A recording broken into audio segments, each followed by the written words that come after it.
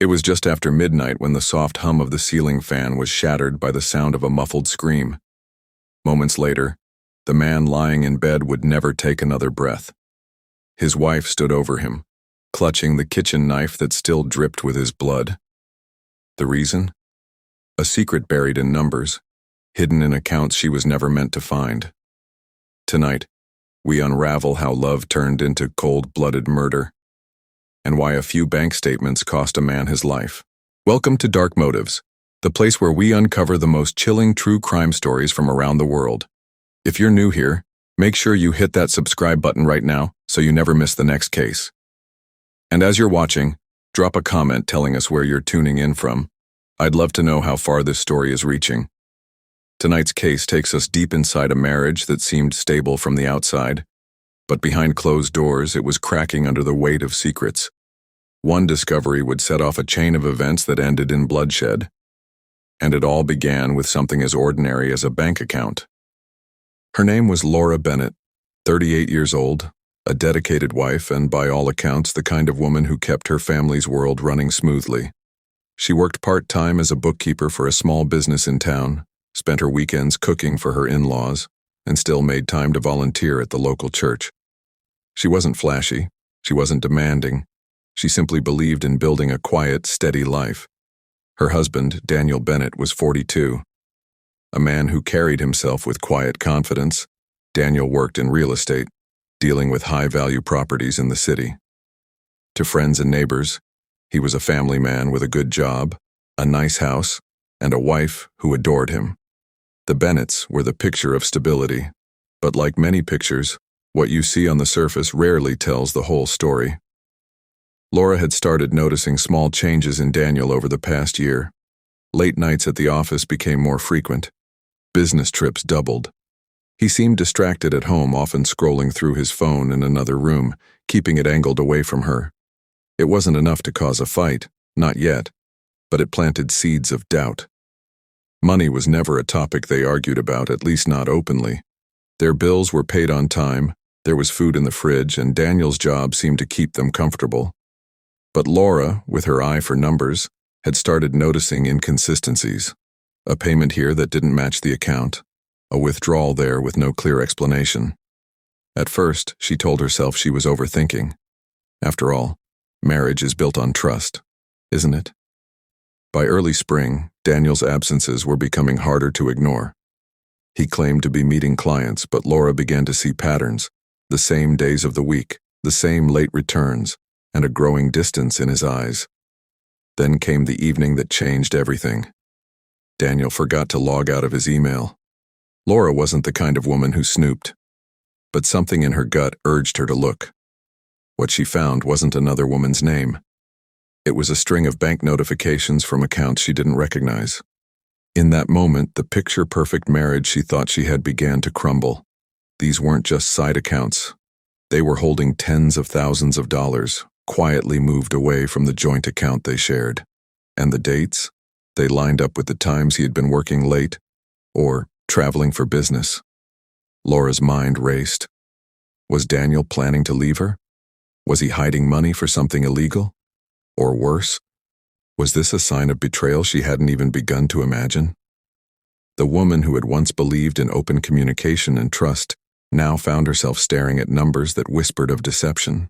For days, Laura tried to carry the weight of what she'd discovered in silence. She would wake up next to Daniel, watch him tie his tie, and wonder if the man she loved was already gone in ways she couldn't see. Her instincts told her to confront him immediately, but another voice, quieter yet sharper, told her to wait, to gather proof. At night, she lay in bed staring at the ceiling, replaying every conversation from the past year. The business trips, the sudden interest in locking his office door at home, the guarded expression whenever money came up. She remembered the anniversary dinner they'd had just a month earlier, how Daniel had given her a gift, a delicate gold necklace, smiling warmly as he placed it around her neck. But now she questioned whether that smile had been genuine, or just a mask to hide what he was doing. Laura began checking bank statements during the day when Daniel was at work. She traced transfers from their joint account into smaller accounts in his name. accounts she had never been told about. There were regular cash withdrawals, sometimes just a few $100s, sometimes thousands, often coinciding with his client meetings. The secrecy began to gnaw at her. She asked herself the questions anyone in her position would. Was he gambling? Funding a secret life? Was there another family somewhere else? Each possibility felt like a blade twisting deeper, and with every day that passed, she felt herself changing. The patience that once defined her gave way to something darker. Suspicion, bitterness, and the slow burn of anger. She started testing him, asking small questions about his day, about the clients he claimed to meet. Daniel's answers were smooth, almost rehearsed. He never hesitated, but that only made her more certain he was lying. The breaking point came one Thursday night. Daniel returned home late, smelling faintly of expensive cologne he didn't normally wear. He placed his phone face down on the table and went straight to take a shower. Alone in the living room, Laura picked up the phone, and this time she didn't hesitate. The email app was open. A new notification caught her eye, a confirmation of a wire transfer for $15,000 to yet another account she didn't recognize. The timestamp, just hours earlier. Her hands began to tremble. She wasn't just suspicious anymore, she knew. That night, she didn't sleep.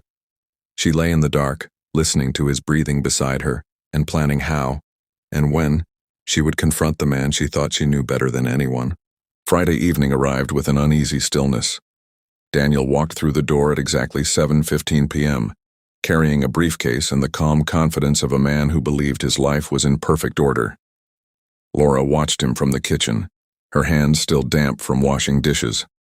Her heart pounded, but her voice was steady when she said, "We need to talk." Daniel paused, his eyes scanning her face for clues. "About what?" he asked, his tone casual, almost dismissive. Laura wiped her hands on a towel and walked into the living room. "The accounts," she said flatly, "the ones you never told me about." The air shifted. Daniel's shoulders stiffened, and for the first time in months he didn't have an immediate answer. "I don't know what you're talking about," he said, but there was a slight tremor in his voice. Laura didn't flinch. "I've seen the transfers, Daniel. The withdrawals. The wire you sent yesterday. I'm not stupid." He exhaled slowly, setting the briefcase down. "You went through my things?" "I went through our things," she replied sharply. "We're married, Daniel. Or at least, I thought we were." A tense silence followed, the kind where neither person dares to move first. Daniel finally sank into the couch, rubbing his temples. "It's not what you think," he said. "The money. It's for an investment. Something I couldn't risk telling you about until it was secure." Laura's eyes narrowed. "An investment you've been hiding for over a year? That's not business, Daniel. That's betrayal." His voice hardened. "I'm trying to secure our future. You wouldn't understand the risks involved." "Then explain them," she demanded, her voice cracking just slightly. "Make me understand why my husband has been draining our account behind my back." He didn't answer. His eyes drifted away from hers, settling on the floor. And in that moment, Laura knew, whatever story he had been preparing, it wasn't the truth. By the following week, the house had turned into a war zone with outraised voices. They barely spoke, but every glance, every pause, every slammed cabinet carried the weight of an argument left unfinished. Laura's mind replayed the confrontation over and over, each time with sharper clarity. He was lying. She could see it in the way he avoided her eyes, in the careful way he measured his words, as though the truth were something fragile that might shatter if touched. The transfers hadn't stopped. In fact, she noticed two more, smaller amounts but enough to confirm that whatever Daniel was doing, he had no intention of stopping. The frustration boiled into something darker, a mix of betrayal, humiliation, and rage. At night, when she heard him sleeping peacefully beside her, she would stare at the ceiling, her mind racing with questions she couldn't answer. Was the money meant to leave her penniless? Was it being spent on another woman? Another life? Every theory felt like a wound. On a cold Wednesday evening, she found herself standing in the kitchen long after dinner. Her fingers curled around the handle of the largest knife in the drawer. She didn't know why she'd picked it up, at least not at first. Maybe it was the weight of it, solid and real in her hand, that gave shape to thoughts she'd been too afraid to admit. She set it down quickly, ashamed of herself. But the feeling lingered. And in that quiet kitchen, Laura realized she was no longer the woman who believed in patience and trust. She was a woman cornered, her life dismantled piece by the man she thought would protect it. It was only a matter of time before her breaking point stopped being silent. The night was quiet, unnervingly so. A steady drizzle tapped against the bedroom window, filling the room with a soft, rhythmic sound. Daniel had gone to bed earlier than usual, claiming he had an early meeting in the morning. Laura lay beside him, staring into the darkness, her mind swirling with every unanswered question, every half-truth he had fed her. On the nightstand, Daniel's phone lit up briefly with a new notification. She leaned over just enough to see the preview. Another bank alert. Her chest tightened. Even in sleep, he was moving money, pulling their life apart, piece by piece. She slipped out of bed silently, her bare feet pressing against the cold floor. Down in the kitchen, the shadows seemed heavier, the hum of the refrigerator louder than usual. Her hand reached for the same knife she had held days earlier. This time, she didn't put it back. She stood there for several moments, gripping the handle, her breath coming in slow, deliberate draws. In her mind, she could see the future Daniel had been building, one that didn't include her. The thought hit like a physical blow. Laura made her way back upstairs, each step measured, each creak of the wooden staircase feeling louder than it should. She paused at the doorway, watching him sleep. His breathing was deep, untroubled, as though the lies he told carried no weight at all. She moved closer, the blade glinting faintly in the sliver of moonlight that cut across the bed. For a moment, her grip faltered. Her chest rose and fell as she tried to steady herself, but the storm inside her was louder than reason. The first thrust was quick, almost mechanical. The second came before the first breath of shock had left his lips. By the third, the sheets were already soaked, and Daniel's voice, if it could still be called that, was just a gurgle lost in the rain outside. Laura stepped back, her heart racing, staring at what she had done. The man she had once promised to love until death now lay motionless, and the silence in the room was absolute. For a long moment, Laura just stood there, frozen in the quiet that followed. The rain outside had grown heavier, masking the faint metallic scent that now filled the room. Her hands were shaking, the knife still in her grip, slick and warm. She dropped it onto the floor, the clatter loud enough to make her flinch. The reality of what she'd done hit her like a wave. There was no taking it back. The man lying lifeless before her wasn't just Daniel. He was years of shared memories, laughter, arguments, and promises. And now, he was evidence. She backed away, stumbling toward the bathroom sink. Her reflection in the mirror looked like a stranger, wide-eyed, pale, and breathing in short bursts. She turned on the faucet, but the water felt useless against the stains on her skin. Downstairs, she could hear the distant sound of a phone vibrating. His phone. It buzzed again, and then again. She didn't answer. Instead, she sat on the edge of the bed, staring at the floor, as if willing herself to wake up from a nightmare.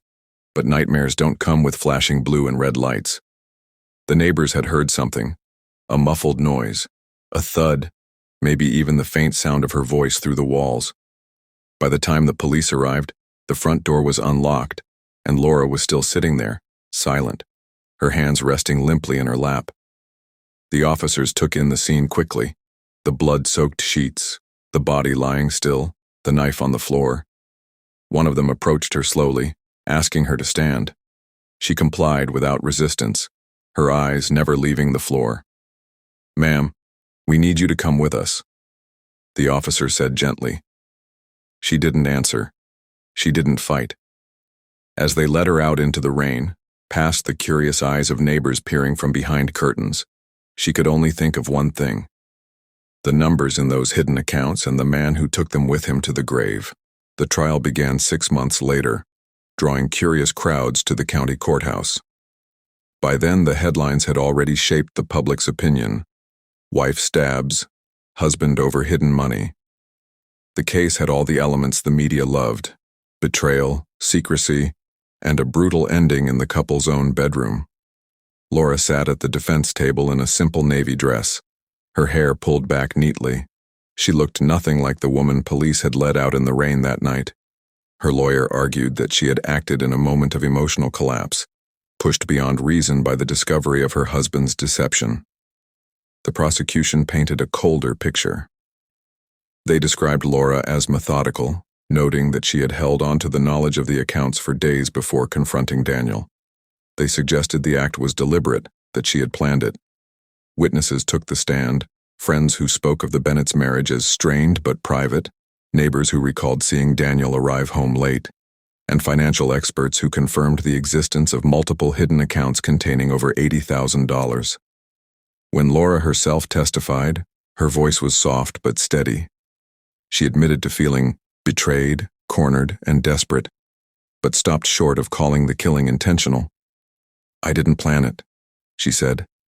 "I just couldn't look at him and see my life being destroyed without doing something." After 3 days of testimony and only 6 hours of deliberation, the jury returned with a verdict: guilty of second-degree murder.